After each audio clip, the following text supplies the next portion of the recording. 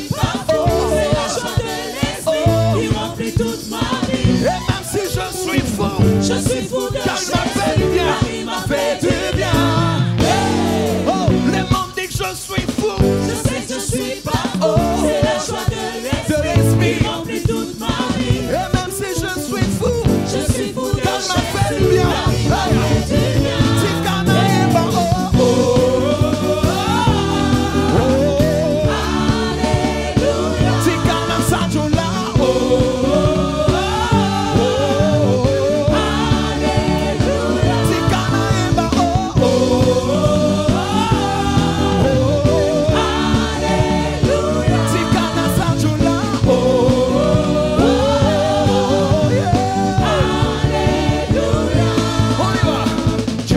Admirable, inébranlable, Dieu admirable, inébranlable, incomparable. Dieu admirable, inébranlable, incomparable. Dieu admirable, inébranlable, incomparable. Je le déclare, Dieu admirable, inébranlable, incomparable. Dieu admirable, inébranlable, incomparable. On y va. Dieu admirable, inébranlable, incomparable. Dieu admirable, inébranlable, incomparable. Oh, Dieu admirable, inébranlable, incomparable. Est-ce que tu vas danser pour Jésus? On y va.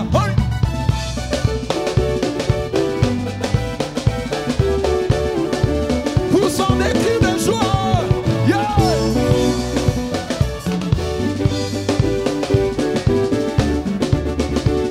Oh, Dieu admirable, inébranlable, incomparable. Oh, Dieu admirable, inébranlable, incomparable. Oh, Dieu admirable, inébranlable, incomparable. Alléluia.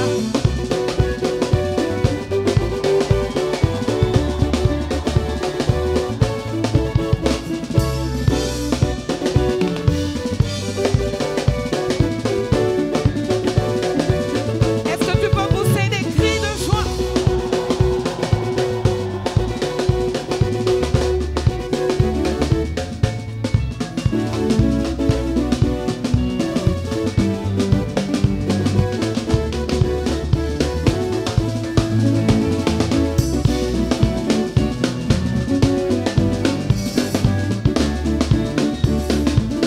Acclamons-le, acclamons-le, acclamons-le.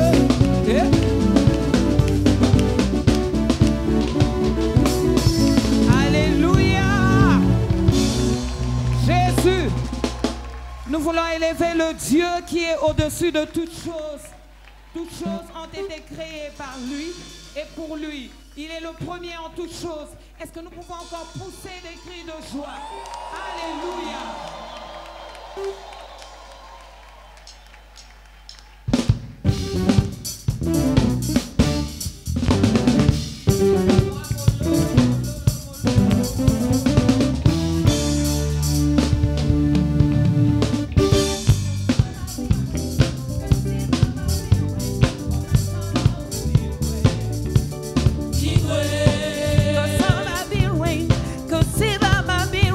Como a sala rumbirwe igwe eba mi pelo rom tupi eba mi pelo rom tupi eba mi pelo rom tupi eba mi pelo rom tupi cause va be rain la lorum como a sala rumbirwe cause va be rain, cause va be rain, como a sala rumbirwe.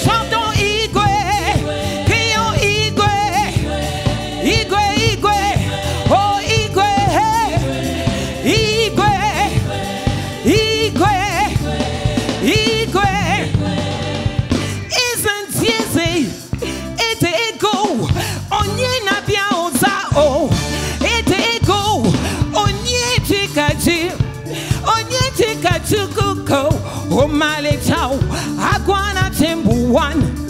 Isn't easy, ite ikoko, onye nabia oza, oh, ite iko, oh, onye chikachi, onye chikachukuko, oh male chao, agwana tembuan, oh buleya, oh buleya, bule Jesus, oh buleya,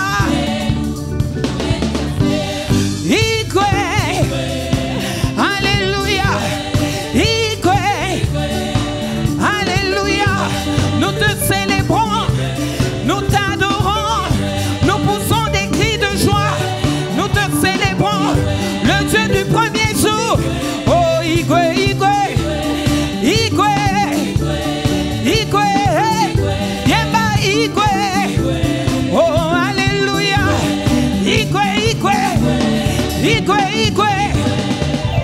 He brought me out of darkness and set my feet upon the rock. He wrote a new song in my sing, and now I can shout hallelujah. Igwe, Igwe, Igwe, tu peux le crier, chantons Igwe, Igwe, Igwe, Igwe, Igwe, Igwe, Igwe, Igwe.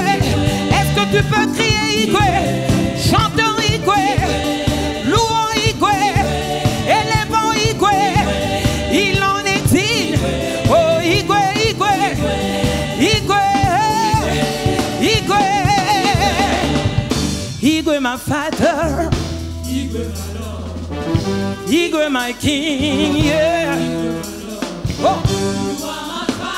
Yeah. I've never seen this kind of love. I've never seen this kind of love.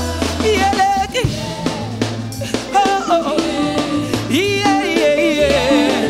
Whoa, whoa. You love me sometimes. You die for my sins. You love me sometimes. You bless me, nyafu, nyafu. You bless me, nyafu, nyafu. Oh, my papa. You bless me past my dreams. Take away my sorrow. Come bless me, yeah. Ah, come bless me, yeah. Come bless me, yeah. Come bless me, nyafu, nyafu. Singing, we bless you, Jesus. In the universe, we bless you, Jesus. Right and master, we bless you, Jesus. Come bless me, yeah. Come bless me, yeah. Come bless me, yeah. Come bless me, yeah. Come bless me, yeah. Come bless me, yeah.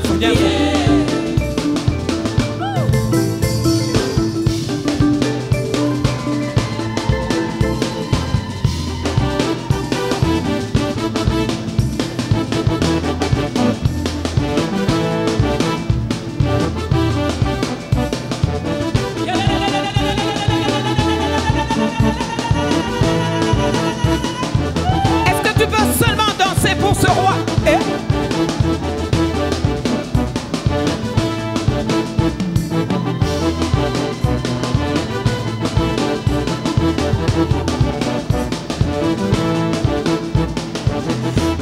You bless me sometime, you die for my sins. You bless me sometime, you bless me sometime. Tu me bénis à chaque instant, tu me bénis le matin, oh. Tu me bénis le soir, oh. Tu me gardes, Seigneur. Tigana emba, tigana beta ma boko, tigana beta ma boko, tigana beta ma boko, tigana beta ma boko, tigana beta ma boko. Soki nakanisi mois de janvier, tigana beta ma boko. Soki nakanisi mois de février, nabeta mololo. Nakanisi mois de mars, nabeta ma boko. Nakanisi mois d'avril, nabeti mololo. Nakanisi mois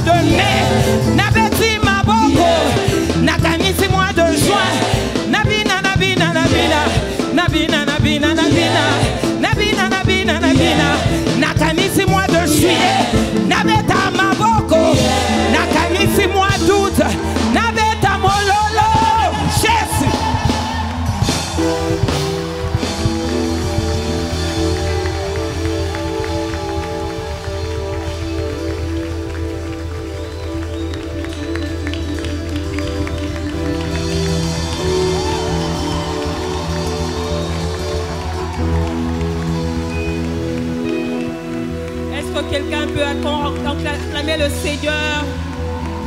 Est-ce que nous pouvons encore acclamer le Seigneur ce matin?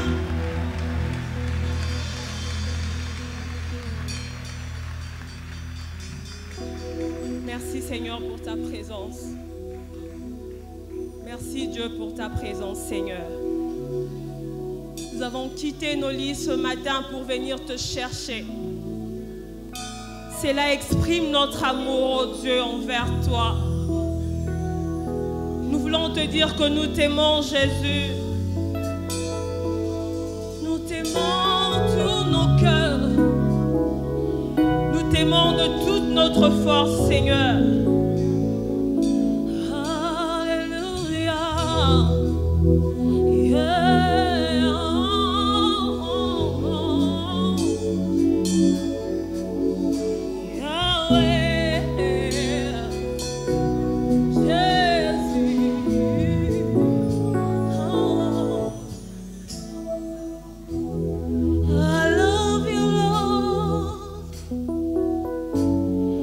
I need your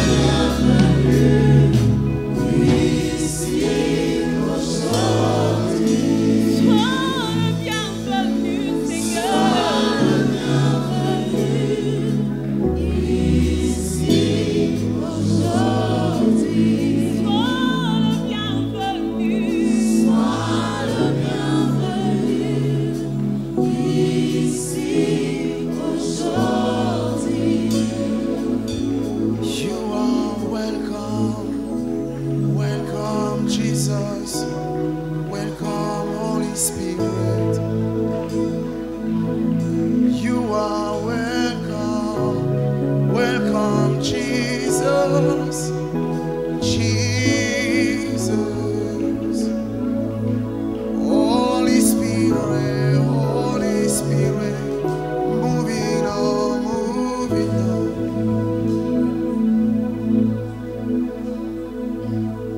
By your Spirit, God, send your Spirit, God, no by might, no by power, by your Spirit, send your Spirit, by your Spirit, God, send your Spirit, God, ni par force, ni par puissance, mais par ton esprit, par ton esprit. Je dis ni par force, oh, oh, oh, yeah, oh, ni par force, ni par puissance, mais par ton esprit. Je dis ni par force, Yahweh,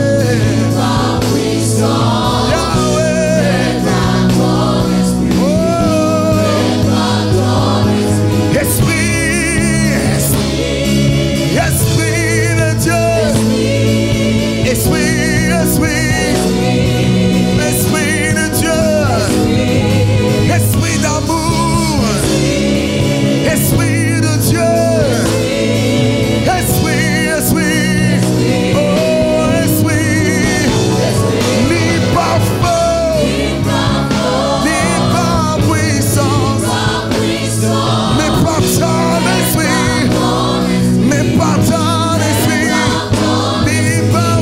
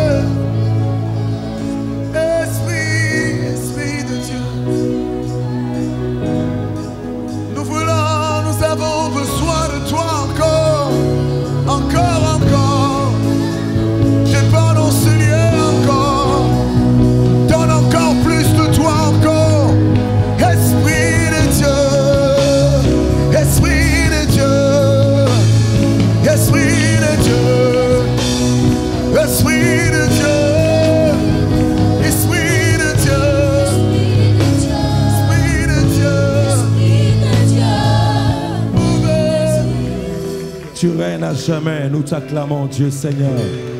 Il règne et il régnera Seigneur. Gloire à ton nom Seigneur. Père, nous te bénissons, nous te rendons grâce au Dieu.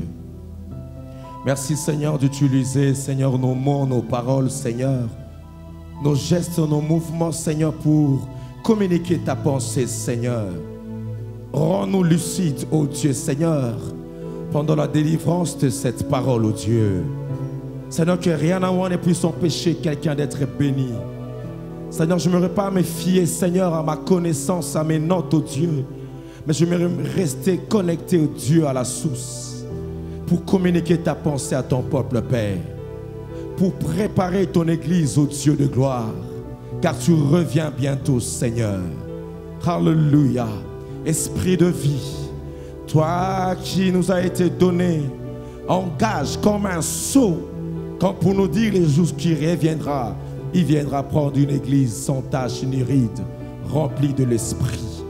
Et nous serons dans la gloire avec le Seigneur, dans la félicité.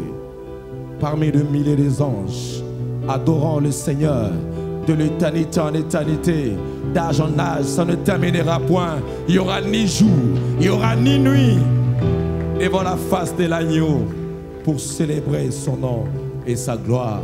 Au nom de Jésus, nous t'avons ainsi prié. Nous disons Amen. Amen. Gloire à notre Dieu. Vous pouvez vous rasseoir dans la présence de Dieu. Salut ton voisin, dis à ton voisin, les pasteurs parfaits et contents d'être là. C'est pourquoi je te salue au nom de Jésus. Alléluia. Gloire à notre Seigneur. Comme vous le savez, c'est vraiment les 30 matins eschatologiques. Donc vraiment, on sera centré sur les enseignements. Il y a des hommes de Dieu, des éminents hommes de Dieu qui vont pouvoir passer après nous. Donc nous croyons que nous aurons ce matin à mettre juste de base. Il y aura des définitions de choses qu'on va donner, des grandes lignes, n'est-ce pas, du retour de Christ. Ce n'est pas un enseignement qu'on peut donner dans 30 minutes, je vous assure. C'est tout un enseignement pour nous à l'Institut biblique comme à la FATA, ça nous a pris toute une année. Donc, ce n'est pas facile d'en parler pendant quelques minutes. Donc, nous donnerons simplement les grandes lignes pour nous mettre dans la base. Amen. Alors, lorsque nous parlons du signe du temps de la fin, il y a un texte que vous connaissez très bien, qu'on développe, que Christ nous a donné dans Matthieu, chapitre 24. C'est une longue lecture, mais vous pouvez continuer à lire à la maison. Donc, je lirai simplement quelques portions ici où nous trouvons vraiment de manière explicite les signes du temps de la fin. Mais vous pouvez lire jusqu'à la fin. Il nous montre lui-même le Messie. Nous parlons du signe du temps de la fin. 2 femmes moudront ensemble, n'est-ce pas? Et une sera enlevée et l'autre sera restée. Et là, quand vous allez lire à la maison. Mais ici, le Seigneur, il met de base. La Bible nous dit ceci, quand nous sommes dans Matthieu, chapitre 24, comme je venais de le dire. Le verset 3, vous pouvez même commencer par le verset 1er. La Bible nous dit ceci, il s'assit sur la montagne des Oliviers. Et les disciples vinrent en particulier lui faire cette question. J'ai appelé ça la question d'un vrai disciple. La question d'un vrai disciple. En particulier cette question, dis-nous, quand cela arrivera-t-il? Et quel sera le signe de ton avènement et de la fin du monde? Ça, c'est la question primordiale qu'un disciple doit poser à Jésus. Dis-nous, Seigneur, quel sera le signe de ton avènement, pour nous dire, nous concentrer à l'essentiel. Quel sera le signe de ton avènement? Actuellement, nous assistons à une catégorie de disciples qui passent plus du temps à demander des choses dérisoires. Dis-nous, Seigneur, quand sera ma gloire? Dis-moi, Seigneur, quand sera mon élévation? Mais ici, c'est la question primordiale que chaque disciple est appelé à demander à son maître concernant l'eschatologie. Dis-nous, Seigneur, quel sera le signe de ton avènement et la fin et de la fin du monde?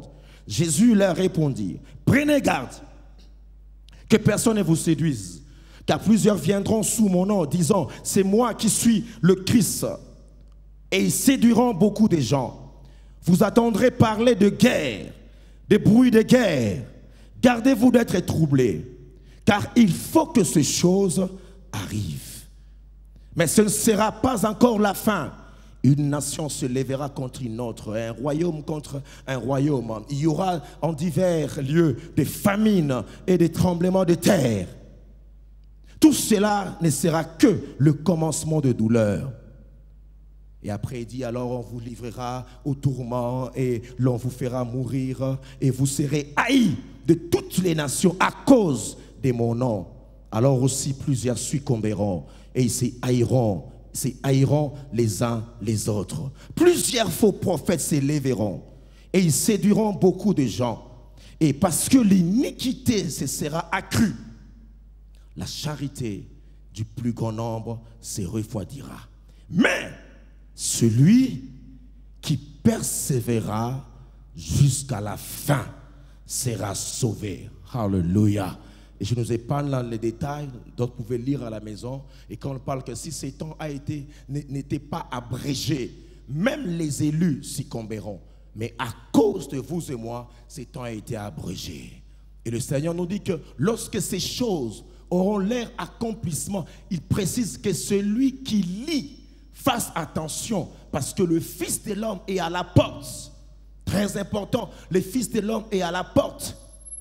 Nous lirons encore d'autres passages au fur et à mesure que nous allons évoluer dans notre message, qui nous montre toujours les signes du temps de la fin, mais pas simplement dans les enseignements donnés, mais dans le fait, dans les événements et même dans le déroulement d'autres expériences avec Christ qui sont eschatologiques.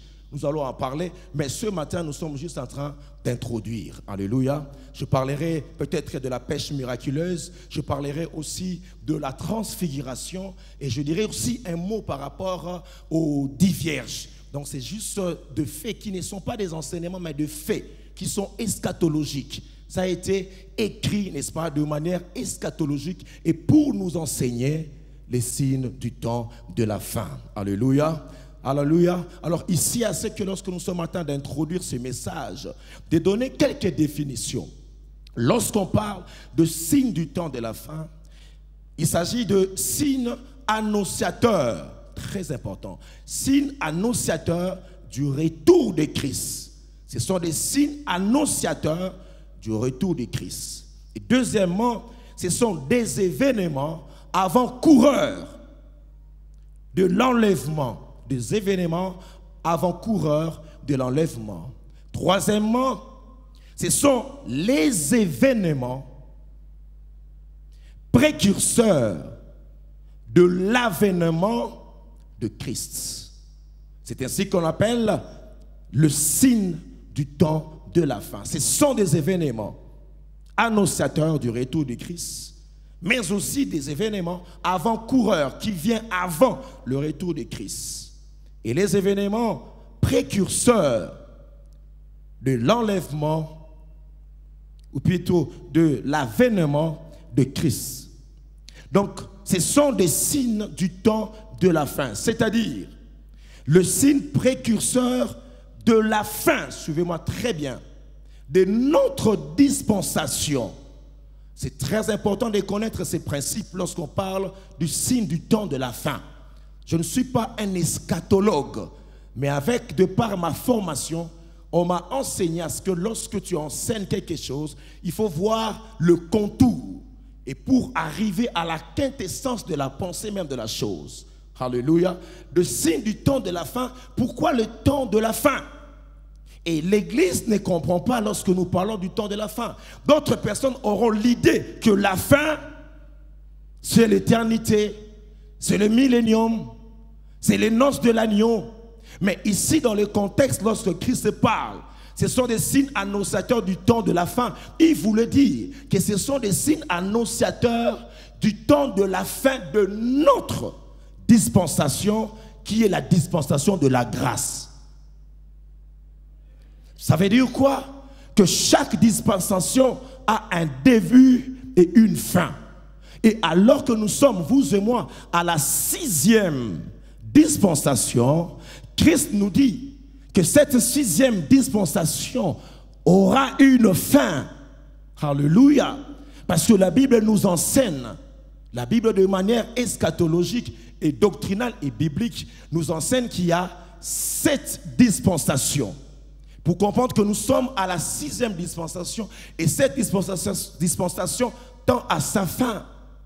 On nous parle de la première dispensation qui se trouve dans nos Bibles, qui part du jardin d'Éden jusqu'à la chute de l'homme.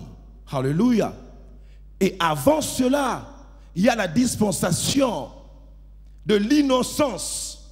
Ça veut dire, lorsque Dieu a créé l'homme, c'était dans l'état de l'innocence. Adam ne connaissait pas les péchés. Et cette période est appelée la dispensation de l'innocence. Et c'est quoi une dispensation? Une dispensation, c'est la manière de Dieu de gouverner une période donnée sur la terre, sur son peuple et sur les humains. Ça veut dire, c'est la manière de Dieu de gouverner pendant une période. Et pendant la période de la dispensation de l'innocence, il n'y avait pas le péché. Et la règle, c'était que l'abondance dans la présence de Dieu. Mais dès lors que l'homme a péché, cette dispensation a pris fin et a introduit la deuxième dispensation que nous appelons la dispensation de la conscience. Dis après moi, la dispensation de la conscience. Et dans la dispensation de la conscience, c'est l'homme maintenant qui prend conscience du bien et du mal. Dans la première dispensation, c'était l'innocence. Dans la deuxième dispensation, c'était la conscience. Et cette dispensation a pris fin. C'est pourquoi nous insistons, frères et sœurs, chaque dispensation prendra une fin plutôt. Alléluia. Il y aura une fin pour chaque dispensation. Et de la même manière que la dispensation de l'innocence a pris fin, de la même manière aussi, la dispensation de la conscience prendra fin. Fin quand? C'est lorsque le Seigneur lui-même par sa préscience va introduire une autre dispensation, la troisième qu'on appelle la dispensation du gouvernement humain, qui commence de la tour de Babel.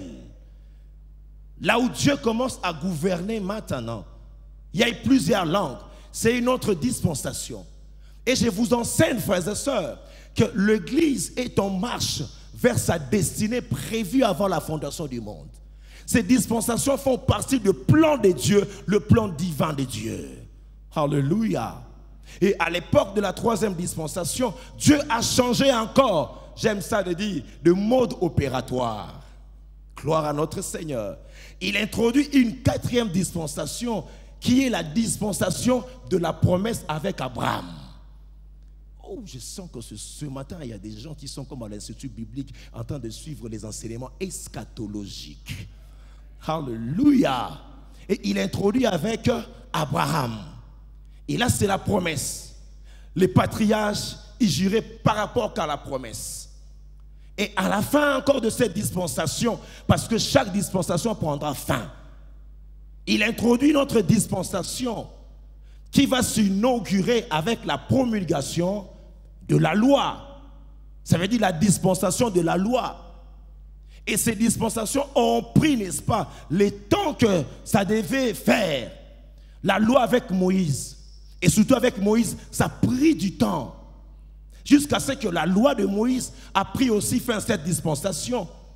Quand à la croix de Golgotha, à la sixième dispensation, qui est la dispensation de la grâce. La manière dont Dieu est en train d'administrer son peuple, le monde, avec de nouveaux principes de s'approcher de lui. Alléluia. Et à la sixième dispensation, c'est là où aussi le Seigneur commence à nous enseigner, à la sixième dispensation, que cette dispensation aussi prendra fin un jour. Alléluia. C'est pourquoi quand j'étais assis là, en voyant ces marches, j'ai dit chaque fois que vous verrez ces marches, n'oubliez jamais les 7 dispensations. Alléluia. Est-ce que j'ai parlé à quelqu'un ce matin? Gloire à mon Dieu. Et le Seigneur te dit que cette sixième dispensation prendra aussi fin. Mais il y a maintenant une 7e dispensation qui nous attend. Et cette 7e dispensation, c'est ce qu'on appelle le millénium. Le règne de Christ, où Christ va régner avec l'Église ici sous la terre. Alléluia. Mais avant d'atteindre le millénium, vous et moi, nous sommes dans la 6e dispensation, qui est la dispensation de la grâce. Pourquoi nous disons la dispensation de la grâce? Parce que, frères et sœurs, bientôt, la trompette sonnera. Et l'événement qui arrêtera la 6e dispensation, c'est le retour de Christ. De la même manière que Adam a péché, a arrêté l'innocence, de la même manière qu'il y a eu Babel pour arrêter la conscience, de la même manière qu'il y a eu Abraham, qu'il y a eu Moïse, qu'il y a eu l'Église Christ, de la même manière aussi Christ annonce que bientôt cette dispensation de la grâce prendra fin. Et il est important que l'Église puisse se préparer au retour imminent du Seigneur, parce que nous sommes vers la fin d'une dispensation. C'est pourquoi il dit, vous attendrez parler de guerre, de bruit de guerre. Il part sur le plan politique, il y aura des guerres, des bruits de guerre qui mettront fin à cette dispensation. Et vous et moi ici au Congo, nous sommes mieux placés pour comprendre ces signes politiques. Il y aura des guerres et des bruits de guerre. Une nation se lèvera contre une autre. Bien-aimés, il m'essaie de le rappeler encore. Alors que Christ revient bientôt, les gens chercheront des apparentes paix, mais il n'y aura pas la paix. Parce qu'il faut d'abord que ces événements s'accomplissent. Une nation se lèvera contre une autre. C'est pour avertir l'Église que c'est vraiment le temps de la fin. Parce que Christ a dit, lorsque ces choses auront leur accomplissement, sachez que le Fils de l'homme est à la porte. Toujours dans sa théologie, Christ parle sur le plan économique. Il y aura des famines. Partout dans le monde, nous assistons à des famines. Ne réalisons pas que ce sont là les signes du temps de la fin. Il suffit d'ouvrir vos télés et de voir combien le monde va toujours de mal en pire. La famine à gauche, la famine à droite. Ce sont des signes des temps de la fin.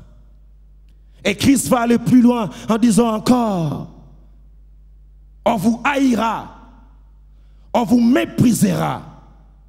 C'est comme pour nous annoncer que dans ce temps de la fin, la haine de son prochain va s'augmenter. Pire encore, c'est dans l'Église. Le signe du temps de la fin. À telle enseigne que les gens vont se haïr les uns les autres, pensant rendre culte à un Dieu. Mais c'est juste des signes annonciateurs du retour de Christ. Et ça, c'est Christ qui en parle. Faites attention, lorsque ces choses arriveront, sachez une chose, que le Fils de l'homme est à la porte. Que dire de faux prophètes? Beaucoup se lèveront en disant, c'est nous qui sommes Christ. Et nous assistons faiblement à la montée, n'est-ce pas, de ces forces occultes qui se disent prophètes, qui se disent du Christ, mais qui négligent ce qui en fait la force. Il nous détaille le signe du temps de la fin. Et non simplement Christ a parlé du signe du temps de la fin, mais l'apôtre Paul aussi en a parlé. Dans son apologie, quand il parle à Timothée en disant, sache, ô Timothée, que dans le dernier jour, il y aura des temps difficiles. Les gens seront égoïstes, hautains, fanfarons, ingrats, insensibles, déloyaux, calomniateurs, intempérants, cruels, ennemis des gens de bien, traîtres, emportés, enflés d'orgueil, aimant le plaisir plus que Dieu, ayant l'apparence de la piété, mais régnant ce qui fait la force. Ayant l'apparence de la piété, mais régnant ce qui fait la force. La déloyauté, n'en parlons même pas. Ce sont des signes du temps de la fin et qui nous montrent que Christ revient bientôt. Il est à la porte. Mais au-delà de ce tableau sombre, au-delà de ce tableau chaotique du signe du temps de la fin, que nous trouvons même infiltré à l'église, j'ai beaucoup aimé la pensée du Seigneur. Mais il dit, la bonne nouvelle sera prêchée partout dans les nations.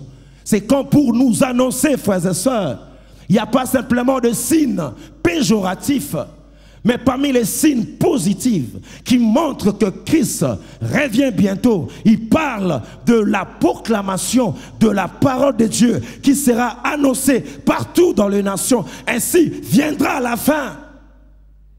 Et nous assistons à Kinshasa aussi, la montée, frères et sœurs, de la proclamation de la bonne nouvelle qui annonce que bientôt Christ revient. Toutes les églises sont pleines. Il n'y a aucune église qui est vide. Du moins, les églises qui sont sérieuses.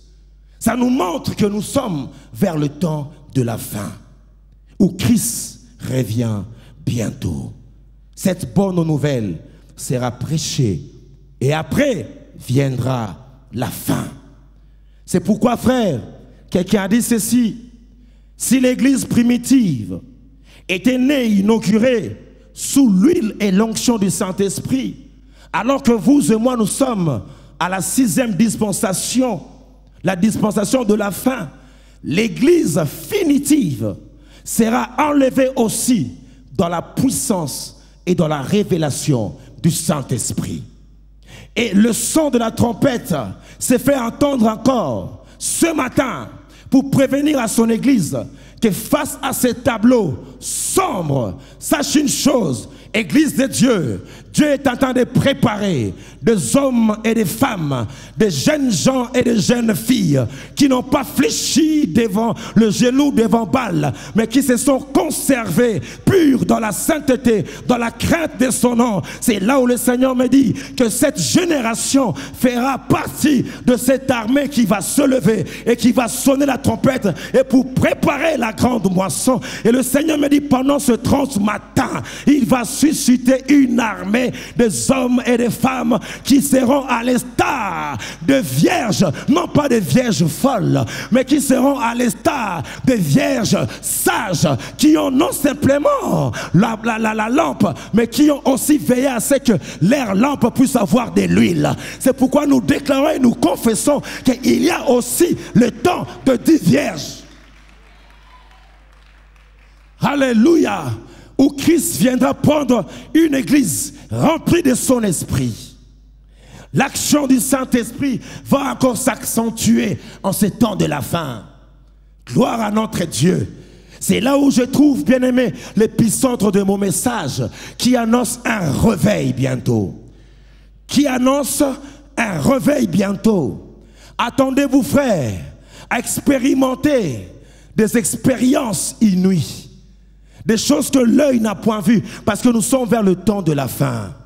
Si vers le temps de la fin, il y a la montée de ces choses, de l'occultisme, de ces choses négatives, mais je crois aussi fermement que dans ce temps de la fin, Dieu est en train de préparer son église à être enlevée sous la mouvance et l'onction du Saint-Esprit. Et le Seigneur me dit, ces gens, ils sont dans cette salle. Si pas dans cette salle, ils sont de l'autre côté, où Dieu est en train de préparer ces jeunes gens, ces jeunes filles complètement remplies de l'Esprit de Dieu, et qui vont sonner la trompette, frères et sœurs. Alléluia! Il est temps que l'église redevienne église. Les apôtres ont annoncé avec force les retours de Christ. Parce que bientôt Christ reviendra. Et il viendra prendre une église sans tache. Oh! Je priais Dieu qu'on puisse tout me priver. Mais je soupire au plus profond de mon cœur. Comme a dit l'apôtre Paul, en ce qui concerne les retours de Christ, ne soyez pas dans l'ignorance. En sujet de ceux qui dorment, parce qu'au son de la trompette, à la voix de l'archange, le mort à Christ ressusciteront premièrement, et nous les vivants qui serons restés pour l'avènement de Christ, nous serons changés en un clin d'œil à la rencontre du Seigneur dans ce qu'on appelle l'épiphanie. Dis après moi épiphanie. Dans l'épiphanie, c'est le retour, le premier retour du Christ, mais dans le nuée. Ou quand la trompette sonnera, alléluia, on ne le verra pas, mais dans le premier retour, c'est juste dans le nuée. Et le mort en Christ ressusciteront premièrement. Et nous, les vivants qui serons restés, nous serons changés en un clin d'œil. C'est pourquoi, frères et sœurs, tout ce que nous faisons sous la terre, frères et sœurs, nous devons le faire avec abnégation, avec désintéressement, parce que je sais que lorsque la trompette sonnera, il y a cette espérance bénie du retour de Christ, où je serai changé à un autre homme, où je serai revêtu de la gloire. Et la Bible appelle ça l'espérance bénie. Alléluia. Alors que la dispensation va prendre fin, nous serons enlevés au ciel. Et dans l'enlèvement, frères et sœurs, nous passerons, j'avais dit, je suis en train de mettre en tout cas des bases. Nous passerons 7 ans au ciel. Dans ce qu'on appelle le noces de l'agneau. Et les noces de l'agneau qui dureront 7 ans. Et dans ces 7 ans, ici sur la terre, il y aura une période qu'on appelle la tribulation. Et cette tribulation qui sera séparée en 2 parties. 3 ans et demi où l'Antichrist fera des alliances. Et 3 ans et demi où il va vraiment paraître comme dans la grande tribulation. Et celui qui écoute cette parole se sanctifie, se purifie. Parce que nous ne voulons pas assister à la 2e session. Mais moi je vais passer à la 1re session. Est-ce que je parle à quelqu'un, c'est lieu?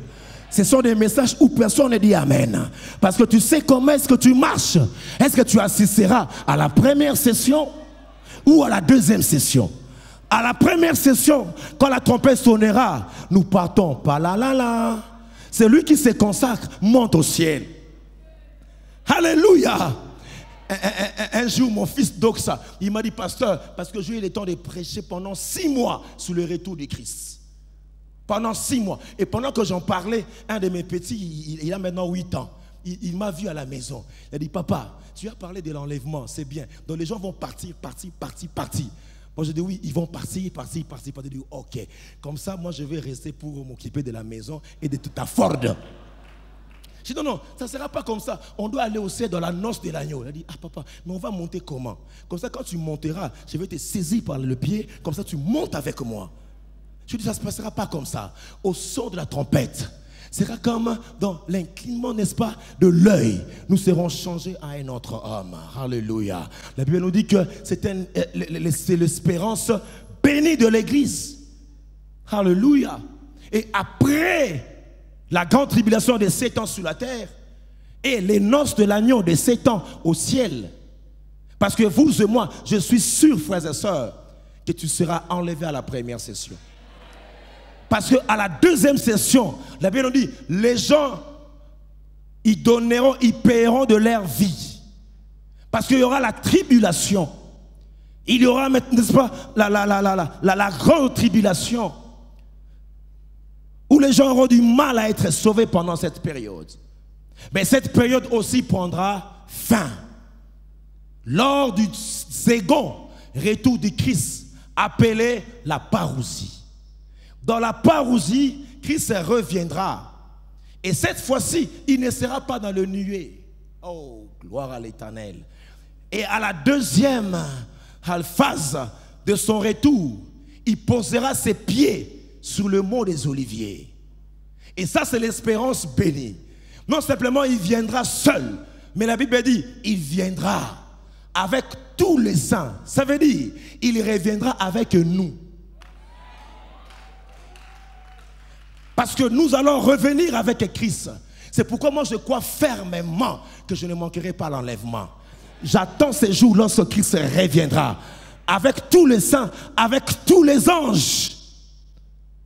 Et nous régnerons pendant le millénium. 1000 ans de règne sous la terre. 1000 ans de règne de Christ sous la terre.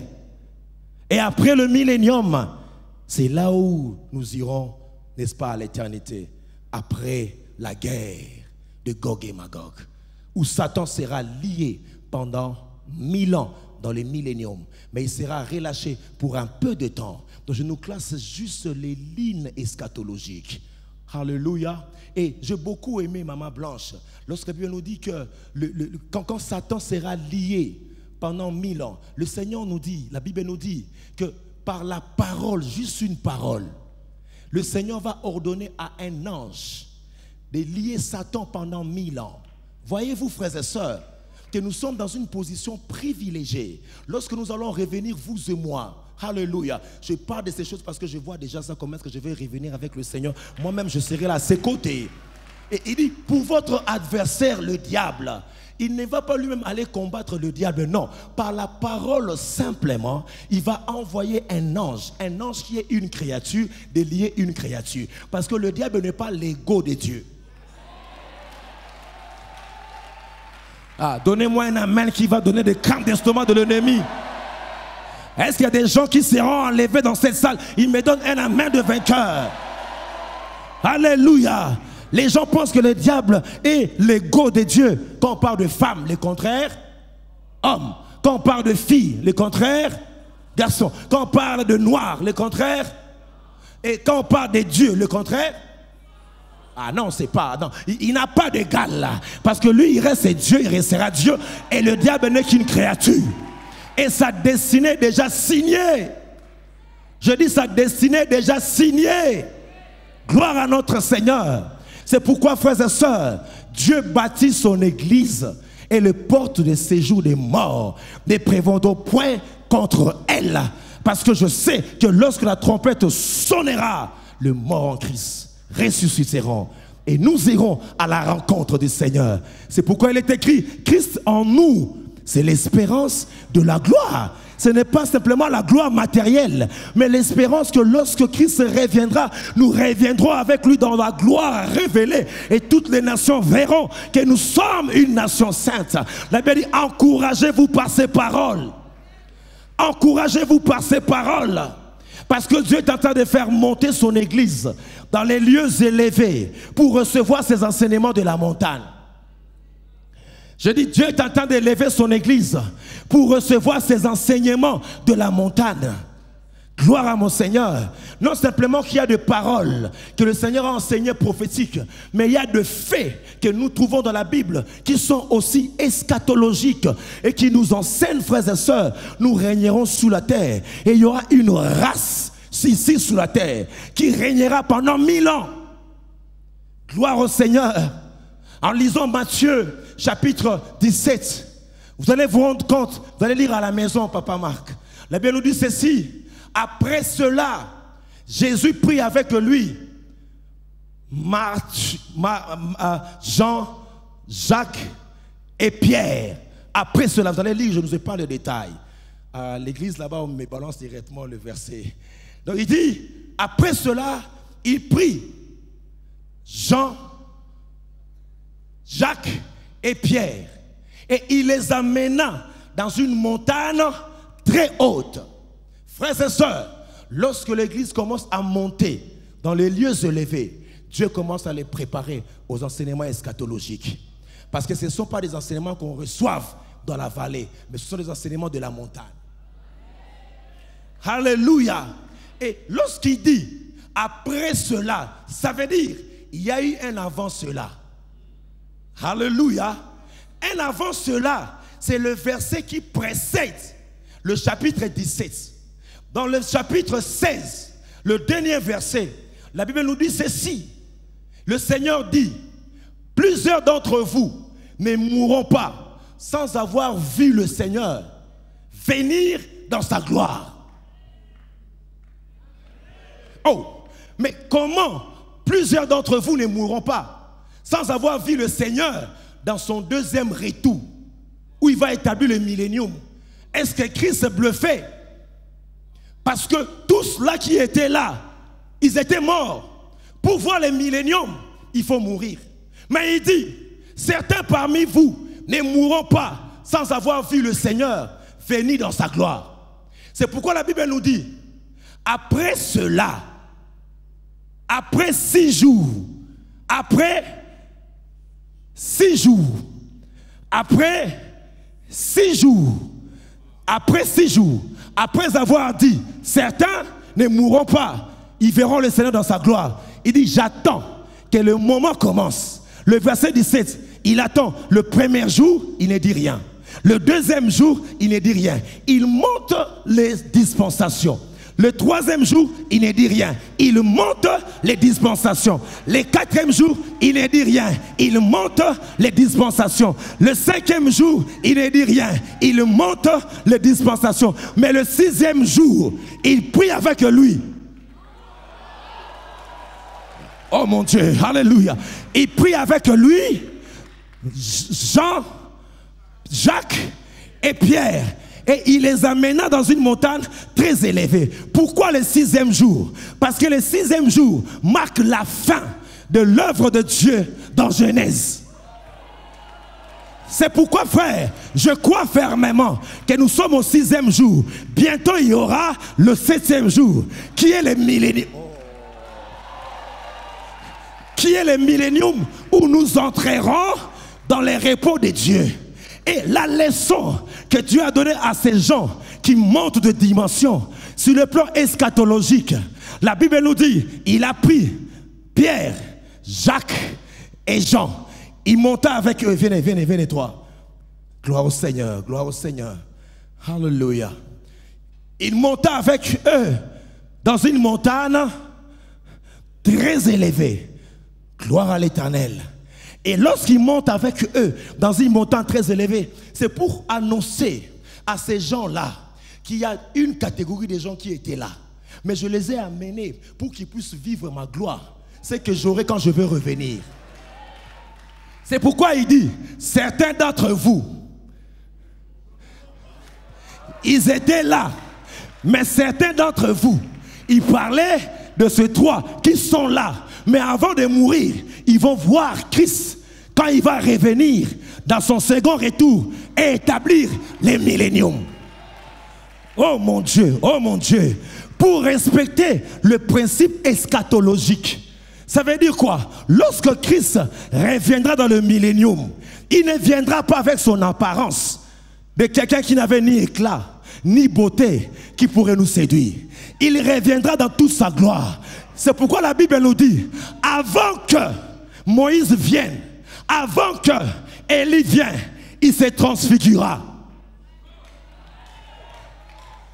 Mon Dieu, laisse-moi te dire une chose. Dans chaque dispensation, Dieu permet à ce que certaines personnes d'une dispensation expérimentent un des éléments de l'autre dispensation afin que la dispensation vienne. Raison pour laquelle Élie a expérimenté l'enlèvement avant que l'enlèvement vienne. Bien-aimés, attendez-vous à voir des choses ici. Il y a certaines personnes qui vont expérimenter le corps que nous aurons au millénium avant que le millénium. Ça a déjà commencé. Allez sur internet, frappez ce de cas Saudi. Ce de cas Saudi, 40 jours au ciel. C'est un homme qui est en train d'expérimenter le millénium avant que le millénium n'arrive. Voilà. Oh, gloire au Seigneur. Allez à l'internet, vous verrez ces témoignages. Alléluia. C'est pourquoi il y a d'autres personnes qui ont expérimenté la résurrection avant que la résurrection vienne. Lazare. C'est pourquoi Christ était transformé avant que les invités viennent. Oh, gloire à l'Éternel. Alléluia. C'est pourquoi la Bible nous dit expressément pour voir la gloire du millénium. Ce qui se passera dans le millénium. On n'a pas appelé Abraham ou bien Adam. Mais on a appelé quelqu'un. Quelqu'un qui s'appelle Élie. Pourquoi? Parce que Élie représente la catégorie des gens qui seront dans l'enlèvement et qui vont expérimenter les milléniums et qui seront enlevés comme vous et moi. Oh mon Dieu. Et quand Christ, Élie est venu, Élie avait connu l'enlèvement. Donc quand Élie était venu, il n'avait pas l'apparence. Parce que lui, Élie, avait un corps glorifié. Parce que la chair ne peut pas hériter le trône. Or, Élie, jusqu'à présent, il vit au ciel avec le corps que nous aurons lorsque la trompette sonnera. Élie représente qu'au millénium, hein, il y aura des gens qui seront sur la terre avec le corps corruptible, comme les autres. Mais il y aura aussi des gens qui ont expérimenté l'enlèvement, qui seront là aussi au millénium. Mais ça ne suffit pas là. Mais il y aura aussi le mort en Christ. Parce que Moïse n'a pas expérimenté l'enlèvement. Mais Moïse a été enterré par Dieu. Mais comment se fait-il que Moïse se retrouve dans les jours de la gloire de Dieu. C'est pourquoi, frères et sœurs, lorsque Moïse arrive, lui il est esprit, parce que son corps n'était pas. Aide-moi à taper la main de ton voisin. Dis à ton voisin, il y aura 3 corps au millénium. Le corps de Christ glorifié, les corps de ceux qui vont rester sur la terre, le corps des chrétiens enlevés et revêtus de gloire, et les corps des esprits qui vont nous suivre là-bas au ciel. C'est pourquoi Christ dit, certains d'entre vous ne mourront pas sans avoir vu le Seigneur dans toute sa gloire. Et le Seigneur a expérimenté les milléniums avant que les milléniums n'arrivent. C'est pourquoi il reste le premier de toute la création. Lorsqu'il était mort, il est sorti vainqueur du tombeau. Il avait un corps qui pouvait traverser les eaux, qui pouvait traverser. C'était un corps glorifié. Est-ce que je parle de ceux-là qui sont candidats? Oh, le signe de ta gloire arrive. J'ai dit le signe de ta gloire arrive. Est-ce que je parle à quelqu'un en ces lieux? Alléluia. J'aimerais terminer par là. Je sens que Dieu parle à quelqu'un maintenant. Je sens que Dieu parle à quelqu'un maintenant. Mais il nous dit ceci, pour que ces choses arrivent. Dieu s'apprête, ça a écrit ça, parmi le signe du temps de la fin, une pêche miraculeuse, non comme auparavant. Bientôt nous allons assister à des avalanches de conversion. Il y a un son de la trompette. Bientôt nos églises seront tellement pleines, à tel enseigne que les gens vont se poser des questions. Mais qu'est-ce qui se passe dans ces églises? C'est parce que Dieu est en train de préparer une grande moisson. Dieu est en train de préparer une pêche. Oh, une pêche miraculeuse, non comme auparavant. Quand je parle de ces choses, le Seigneur me dit, à cause de ces tableaux noirs, de la montée de l'occultisme, de toutes ces choses, alléluia, il y a un tableau vrai où Dieu va passer par toi, où tu vas vivre une pêche miraculeuse comme jamais tu as expérimenté. J'ai dit comme jamais tu as expérimenté. Comme jamais tu as expérimenté le même Pierre, le même Pierre, le même Pierre. Nous allons lire à la maison le même Pierre. Quand vous arrivez dans Jean chapitre 21. Je sens des choses ici eschatologiques. Oh mon Dieu. Alléluia. Le Seigneur va t'envoyer à un mariage eschatologique. Hey, est-ce que je parle à quelqu'un ici? Une église eschatologique. Alléluia. Du temps de la fin où la moisson sera visible. Oh, gloire à l'Éternel. Papa, on est passé maintenant, on est à 1300 personnes dans 2 ans. Polé. Des choses eschatologiques. Moi je viens ici, je prends. Quand j'amène là-bas, je vis la pêche miraculeuse. Et je t'annonce que tu le feras. Je dis, on ne va pas changer d'acteur. Ça sera le même Pierre qui, dans Luc 5,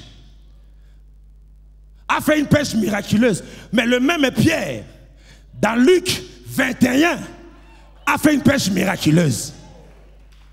Mais la différence, c'est que dans Luc 5, la première pêche miraculeuse, la Bible nous dit, Jésus entra dans sa barque. Il était avec eux. Mais dans la deuxième pêche miraculeuse, la Bible dit, Jésus était au large. Ça veut dire, là Jésus était déjà enlevé. Alléluia. Laisse-moi taper la main de ton voisin. Dis à ton voisin, nous sommes dans le temps de la grâce. Où Jésus n'est pas dans la barque, mais il est déjà enlevé.